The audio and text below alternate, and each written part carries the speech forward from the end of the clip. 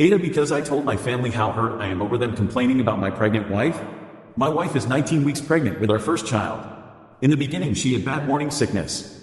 One time it was really bad. She was working from home that day and I was at work. My sister wasn't working that day, so my wife texted and asked her to bring some ginger ale since we didn't have any.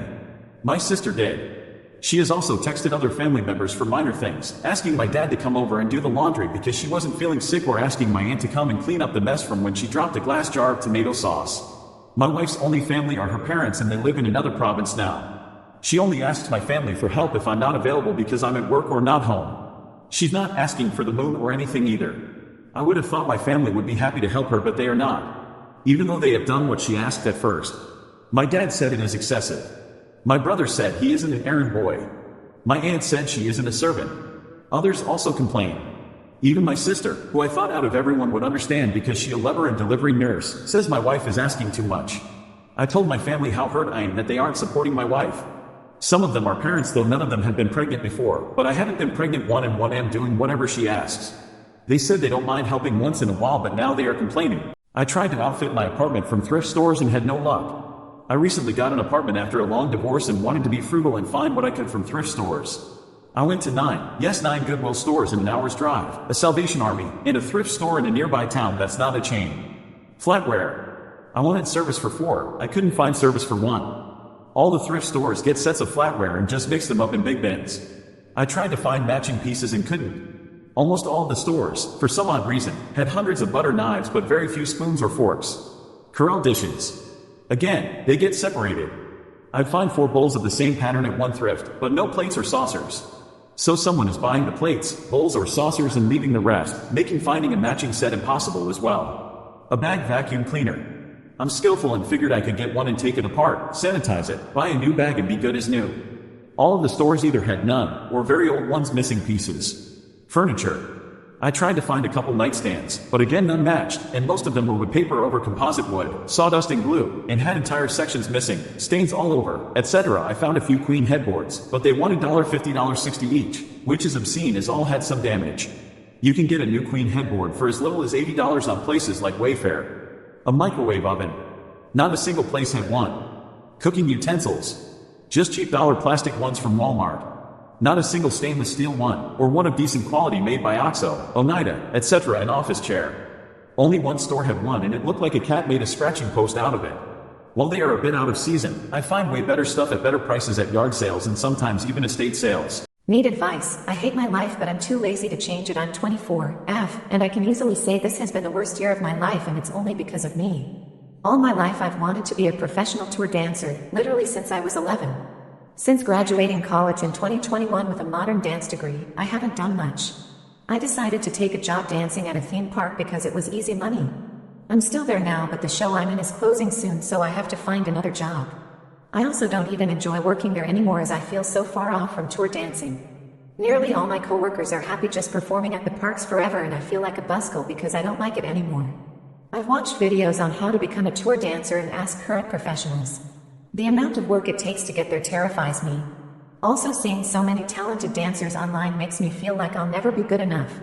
In order to achieve the career I want, I have to become really popular on social media, master the foundations of nearly every dance style, work out consistently so I can perform full out for hours and look hot in costumes, get pictures taken of me, network, go to auditions, create/post content, and most importantly, figure out how to make money in the meantime.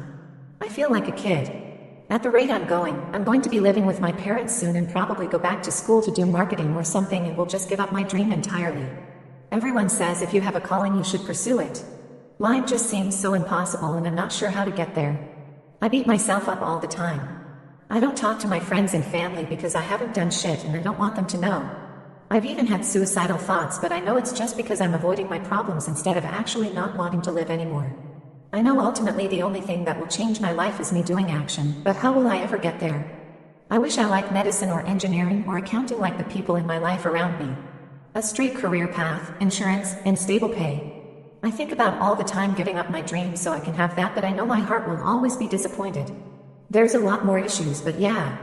Just wanted to vent. Thanks if you read this much, and if you have any advice please share. Would I asked my husband not to drink around me while I was pregnant? This is mostly hypothetical / for fun, since my husband and I aren't having kids anytime soon. But this topic came up a few nights ago, and I want to know what y'all think. A few nights ago, my husband, 23M, and I, 23F, were talking about our future and potentially moving to be closer to my family once we started to have kids, at least 5 years away. We then got on the topic of pregnancy, and I told him that I know he'll be very supportive of me when I do eventually get pregnant. I then laughed and told him how I'd miss drinking Prosecco with him during our dinner / date nights at home. He laughed and told me that he'd drink it for both of us. I then said that most likely, in the future when I'm pregnant, I wouldn't want him to drink around me. It would make me feel left out of something that we used to be able to share. I clarified that he'd be free to drink if he or both of us were out with friends somewhere, but when it was just the two of us, I'd prefer that he abstain. He was a little confused at this, and said that he didn't think that this was a normal thing to ask of him. He suggested that I come here and ask you all, Whitba, if I ask my husband not to drink around me during my pregnancy? I hate my fiance's family throwaway as he knows my name. I absolutely adore my fiance. He's is everything good in the world and he makes my life infinitely better. I wouldn't be without him. I don't need advice, I'm just venting. I just hate his family. His mom was a single mom and he has one younger full sibling and two older half siblings. He's clever and his whole family takes the absolute piss out of him for it. That extends to me too. One of his siblings literally ignores me for no reason. Previously I'd been told if they talk to everyone, you won't be able to get a word in. We were both shocked when they didn't talk to me whatsoever. Their partner hasn't even bothered to know my name. His mom is the worst. She's one of those I love everyone type of women. And she absolutely adores her other future daughter-in-law and makes it abundantly clear how amazing she is, and it makes me feel so inadequate. We live 2 hours away from them, her and I get we don't see her as much as the others, but they make no attempt to visit. My family on the other hand live apparently the same distance away and they're visiting a lot more. When we got engaged, I listened to her talk about holiday 3 months prior, her other future daughter-in-law's holiday and every other thing under the sun. Not once did she say congratulations or ask to see the ring. She shut down my partner when he tried to tell her how he proposed, despite having a whole party for her other son. And that really hurt. But the worst thing about her is the personal comments she makes about my family, people she's never met. Those comments are cruel and they hurt my feelings way more than anything else.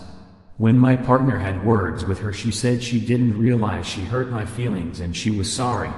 And that's great, but the damage has been done and you can't take back words. Reflection on Diane. I'm a 22-year-old woman working as a nurse.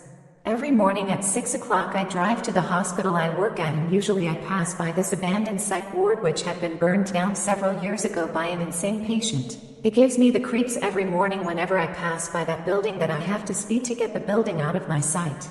One day my boss has assigned me into a different position due to one of my coworkers catching an illness. Basically he had changed my schedule to 12 o'clock at night. Waking up at 6 in the morning was bad enough. For the first few days of my new schedule, it was okay, despite the fact I barely get sleep. But one day while I was on my way to work, I had built up enough strength to at least take a glance at the psych ward as I passed by. I slowed down a bit just to get a good look. It just seemed so eerie, but something made my heart drop. A flash of light caught my eye in the distance coming from one of the rooms in the abandoned psych ward, which seemed to on the highest floors of the building. One of the rooms were lit up and usually I'd stomp on the pedal until my speedometer would break. But I was frozen in fear. I looked closely to see a dark tall figure at the window of that room, standing completely still. I slowly back away from the window, staring back at the lady inside her car before it speeds off. I begin to see my reflection in the window. My boyfriend had to kill a pit bull today. I am still shaking. TW, this is really graphic. I can't stop shaking. It's so hard to write ATM. It happened not even 2 hours ago. We are still in the hospital cause my boyfriend got bitten multiple times. So we normally go out for a stroll late at night after my boyfriend comes from work and smoke weed. This time we turned the corner close to a middle school and we hear screaming and barking. My boyfriend is a pretty tough guy and instantly recognizes that something bad is happening. So he starts sprinting in the direction. He was way faster than I am. When I caught up, I see my boyfriend on top of a massive pit bull in a chokehold from behind, while this massive dog is biting a young woman in her side, throwing his head around, blood flying everywhere. When I got closer, the dog let go of the woman and started biting towards my BF. He got him in the arm and in the face, making him bleed badly. He started turning the dog's head in the chokehold, which made the dog scream like it's in pain, for 10 seconds or something. After that, the dog collapsed, but my boyfriend kept holding him in the choke and screaming at me to help the girl. There was so much blood. I panicked so hard and froze. I started to cry cause he was covered in blood. He screamed at me that he's fine, but the girl might not be. She was bleeding pretty badly, but nothing life-threatening. When my boyfriend finally loosened his grip and let go of the dog, the owner appeared in pajamas. He instantly screamed at my boyfriend while running to his dog. I called police when the owner got up screaming about my boyfriend killing his dog. He then proceeded to shove my boyfriend, who then snapped completely and punched the guy pretty badly, knocking him to the floor. 2 other people that approached together with the owner separated my boyfriend from the owner. The woman got mauled pretty badly. Her heavy working clothes probably saved her life. The dog is dead. He was covered in blood from top to bottom. The owner got arrested when the ambulance and police arrived. My boyfriend is covered in blood, his clothes are ripped up, and his face got a pretty bad bite mark, but he's fine. This was the worst day of my life. I've never seen so much blood, and I've never been so afraid for my boyfriend's life. I can't stop crying. This shit is straight up burned into my head.